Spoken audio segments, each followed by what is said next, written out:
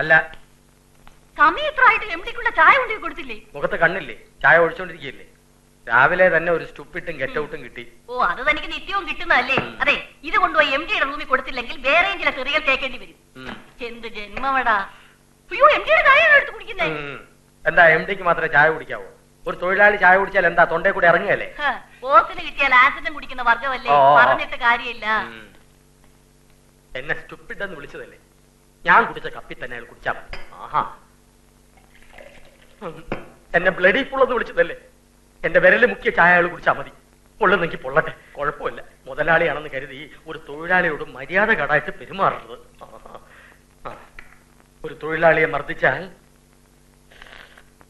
Attender കുടിച്ചതിന്റെ അവശിഷ്ടം director കുടിക്കേണ്ടി വരും. വലിയ വലിയ മുതലാളിമാരോട് ഞങ്ങൾക്ക് ഇങ്ങനെയല്ലേ പ്രതികാരം ചെയ്യാൻ പറ്റും? അതാ അതിന്റെ തത്വശാസ്ത്രം.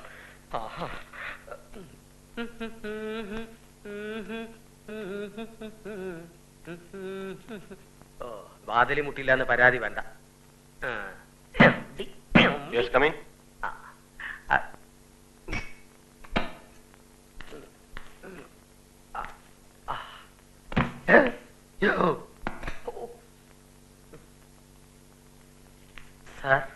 എന്താ ഇങ്ങനെ? എങ്ങനെ?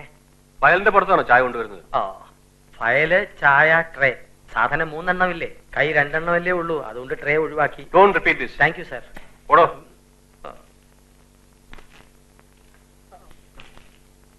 അല്ല, ചായക്ക് മധുരം പാകത്തിനുണ്ടോന്ന്?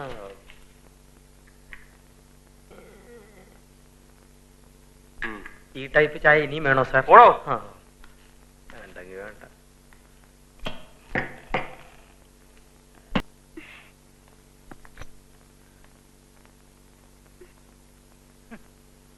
എവിടെയായിരുന്നു ഇതുവരെ?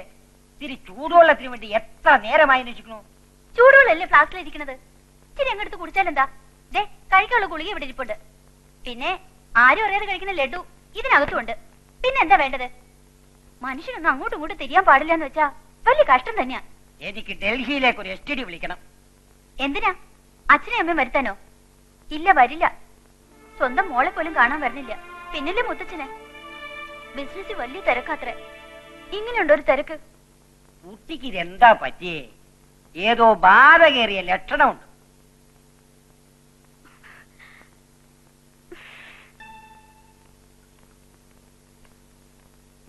എന്തായത്? മനസ്സിന്റെ വിഷവും മാറ്റാൻ അല്പം ബ്ലാക്ക് ടീ കഴിക്കുക. സ്നേഹലത റാഫേലിൽ ഇഞ്ചെക്ട് ചെയ്യാൻ എടുത്ത മരുന്ന് മാറിപ്പോയെന്നും പറഞ്ഞ് പലരും വഴക്കു പറഞ്ഞപ്പോ സത്യത്തെ വേദനിച്ചത് എന്റെ ഹൃദയമാണ്. എനിക്ക് മരുന്ന് മാറിയിട്ടില്ലെന്ന് നല്ല ബോധ്യമുണ്ട്. ഇതിന്റെ പിന്നിൽ ചില കള്ളക്കളികളുണ്ട്. റാഫേലിനെ വകവരുത്താനുള്ള കൊലപാതക ശ്രമമായിരുന്നത്, അല്ലാതെ മരുന്ന് മാറി കുത്തിവെച്ചൊന്നും അല്ല.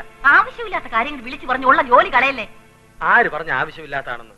ഈ വർമ്മ സാർ ഡോക്ടർ സുബ്ബലക്ഷ്മിയെ കല്യാണം കഴിക്കുന്നതിന് മുമ്പുള്ള കഥകള് നാട്ടിൽ പാട്ടാണ്.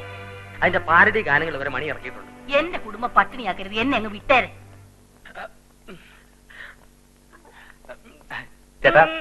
അന്യർക്കുള്ള പ്രവേശനമില്ല. സത്യം പറയട്ടാ, ചേട്ടൻ വേദനിക്കുന്ന ഒരു ആത്മാവല്ലേ? ചേട്ടന് വിഷമങ്ങളുണ്ട്, എനിക്ക് വിഷമങ്ങളുണ്ട്. വിഷമങ്ങളൊക്കെ തീർക്കാൻ ഈ ലോകത്ത് ഒരൊറ്റ ഔഷധമേ ഉള്ളൂ. സാധനമുണ്ടോ? സാധനം നമുക്ക് ബാറിൽ ചെന്ന് കഴിക്കാം. അവിടെ ആവുമ്പോ തീരുമ്പോ അടിച്ചുകൊണ്ടിരിക്കാം. ഡ്യൂട്ടി സമയത്ത് ഞാൻ മദ്യപിക്കാറില്ല. പിന്നെ ഒരിക്കലാകാം എന്ന് പറയാൻ എനിക്ക് പറ്റില്ല. ഞാൻ മുങ്ങി വരാൻ പൊക്കോ.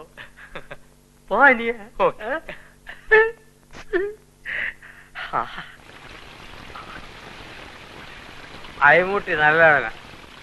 അല്ലെങ്കിൽ ഇക്കാലത്ത് ആര് 2 ഫുൾ ബോട്ടിൽ ചക്കാത്തിനും വേണ്ടി ചേരും? എന്റെ എല്ലാ രഹസ്യങ്ങളും ഞാൻ അവനോടും പറഞ്ഞു, അവന്റേതെല്ലാം എന്നോടും പറഞ്ഞു. ഈ മഴ കണ്ടോ? ഈ മഴ ഇടുക്കി പെയ്തിരുന്നെങ്കിൽ പവർ കട്ട് മാറിയാന്.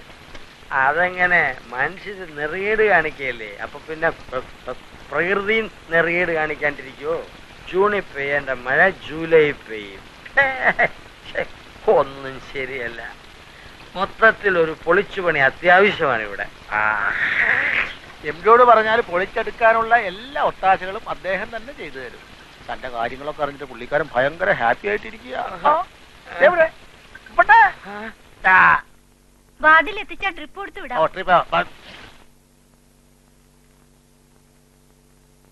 എന്താ ഇത്? ഈ മാസം ആദ്യം ഉണ്ടായ വീൽ ചെയർ സംഭവത്തിൽ എന്റെ ശമ്പളത്തിൽ പാതി കട്ട് ചെയ്യുമെന്ന് പറഞ്ഞിരുന്നല്ലോ. ഇന്നലത്തേതും കൂടി ആയപ്പോൾ അത് മുഴുവനും കട്ട് ചെയ്യുമെന്ന് എനിക്ക് ഉറപ്പായി.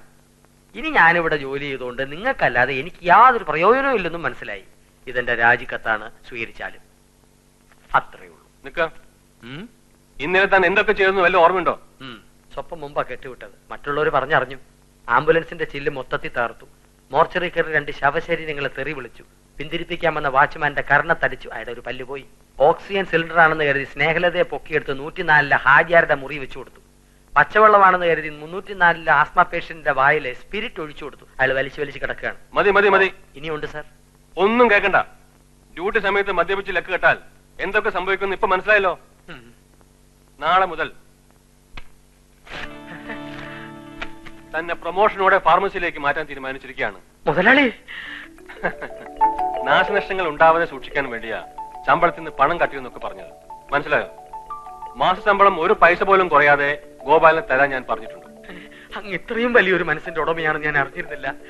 അങ്ങ് എന്റെ ദൈവമാണ്, എന്റെ അച്ഛനാണ്. അങ്ങയെ ഞാൻ തെറ്റിദ്ധരിച്ചു. സാരമില്ലടോ. ഇനി ഞാനൊരു സത്യം പറയട്ടെ. അങ്ങൊരു ബൂർഷ്വയാണെന്ന് കരുതി ദിവസവും തന്നുകൊണ്ടിരുന്ന ചായയിൽ ഞാൻ മനഃപൂർവ്വം വിരലുകൊണ്ട് ഇളക്കിയിരുന്നു. എല്ലാ ദിവസവും ഞാൻ കുടിച്ചതിന്റെ മിച്ചമാണ് അങ്ങ് കുടിച്ചുകൊണ്ടിരുന്നത്. എടോ, എന്തിനധികം പറയണം, എന്റെ എച്ചിലാണ് അങ്ങ് കുടിച്ചുകൊണ്ടിരുന്നത്. You are dismissed.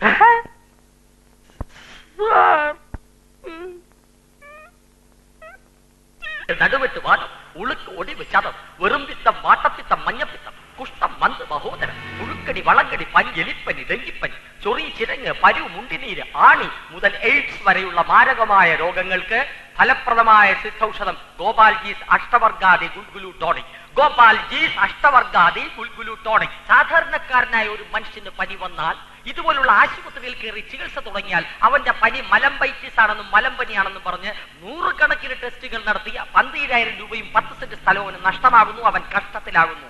മാത്രമല്ല, ഭൂലോകവാസം വെടിഞ്ഞ് അവന് പരലോകത്തേക്ക് വിസ കിട്ടുന്നു. പക്ഷേ ഗോപാൽജി അഷ്ടവർഗാദി ഗുൽഗുലു ടോണിക് നിങ്ങൾ ഉപയോഗിച്ച് നോക്കുക. 108ൽ പരം ആയുർവേദ മരുന്നുകൾ വാറ്റി നീറ്റി ഊറ്റിയെടുത്ത ഈ സിദ്ധൌഷധം നിങ്ങളുടെ ചോര ഊറ്റി കുടിക്കില്ല, പണം ഊറ്റി കുടിക്കില്ല. മറിച്ച് ആരോഗ്യം പ്രദാനം ചെയ്ത് ജീവിത പന്ഥാവിൽ ഒരു ആകാശത്തെ പോലെ കുതിക്കുവാൻ സഹായിക്കുന്നു. പ്രിയപ്പെട്ട സുഹൃത്തുക്കളെ, നിങ്ങൾ അങ്ങോട്ട് പോകരുത്. അത് ആശുപത്രി അല്ല, ബ്ലേഡ് കമ്പനിയാണ്. പോകുമ്പോൾ നിങ്ങളുടെ വീടിന്റെ ആധാരവുമായി പോവുക. അങ്ങനെ നമ്മുടെ അഷ്ടവർഗാദി ഗുൽഗുലൂട്ടോ. ഹോസ്പിറ്റലിനെ പറ്റി ഗോപാലിന് എന്തെങ്കിലും കംപ്ലൈന്റ്സ് ഉണ്ടെങ്കിൽ അത് ആദ്യം പറയേണ്ടത് എന്നോടാ, ഇവിടുത്തെ ജനങ്ങളോടല്ല. ജനങ്ങൾ ഒരു പ്രധാന ഘടകമല്ലേ മാഡം? അവരെ ഒഴിവാക്കിക്കൊണ്ട് ഏത് പ്രസ്ഥാനത്തിനാണ് വിജയിക്കാനാവുക? കച്ചവടം കഴിഞ്ഞിട്ട് എന്നെ വന്നൊന്ന് കാണണം. ശരി, ഇന്ന് തന്നെ ഗുൽഗുലു മതിയാക്കി ഞാൻ മാഡത്തിനെ ഒന്ന് കാണാം. ഓക്കെ സാർ, ചായ. ഞാൻ വിരലിട്ടിളക്കാത്ത, എച്ചിലാക്കാത്ത നല്ല ഒന്നാന്തരം ചായ. ധൈര്യമായിട്ട് കുടിക്കാം. തന്നെ കോമ്പൗണ്ടിനകത്ത് കണ്ടുപോകുന്നത് പറഞ്ഞിട്ടില്ലേ? ഇന്നലെ വരെ ഞാൻ കോമ്പൗണ്ടിന് പുറത്തായിരുന്നു. പക്ഷെ ഇന്ന് റീജോയിൻ ചെയ്തു. ആര് പറഞ്ഞിട്ട്? ഈ ആശുപത്രിയുടെ യഥാർത്ഥ ഉടമസ്ഥ ഡോക്ടർ സുബ്ബലക്ഷ്മി MBBS MD. അവരെ അറിയുമല്ലോ. മൊത്തത്തിൽ ഇവിടെ ഒരു ക്ലീനിങ് ആവശ്യമാണ്. അതിന്റെ ആദ്യ പടി എന്ന നിലയ്ക്ക് നിസ്സാര രോഗങ്ങളുമായിട്ട് വരുന്ന രോഗികളെ സ്കാനിംഗ്, ബയോപ്സി, ECG, എക്സ്റേ തുടങ്ങിയ ടെസ്റ്റുകൾക്ക് വിധേയരാക്കണമെങ്കിൽ ഇന്നു മുതൽ എന്റെ അനുവാദം വാങ്ങിയിരിക്കണം. ഇത് ഡോക്ടർ സുബ്ബലക്ഷ്മിയുടെ ഉത്തരവാണ്. ചുരുക്കി പറഞ്ഞാൽ പാവപ്പെട്ട രോഗികളുടെ നിന്ന് കാശ് പിടുങ്ങരുത് എന്നർത്ഥം. ഓക്കെ?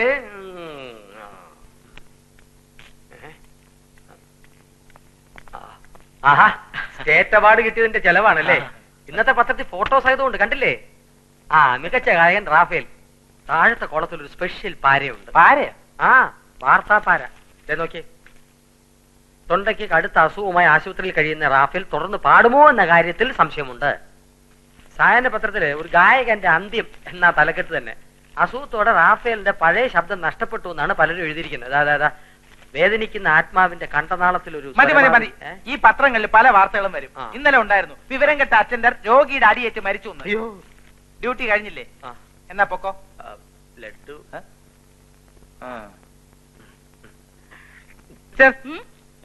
സുബ്ബലക്ഷ്മി മാഡം മാഡം മുറിയിലില്ല. അവര് മുറിയിൽ തന്നെ ഉണ്ടാവണോ? നിങ്ങൾക്ക് എന്താ നിർബന്ധം? അതുകൊണ്ടല്ല, മാഡത്തിന് കാർലോസ് ചേട്ടനെ കാണണമെന്ന് പറഞ്ഞു. അവർ വീട്ടിൽ പോയിട്ട് മണിക്കൂർ 2 കാർലോസിനെ ഗീർലോസിനെ ഒക്കെ വീട്ടിൽ ചെന്ന് കാണാൻ പറ. സാർവത്ര സംശയം അയ്യാക്ക്.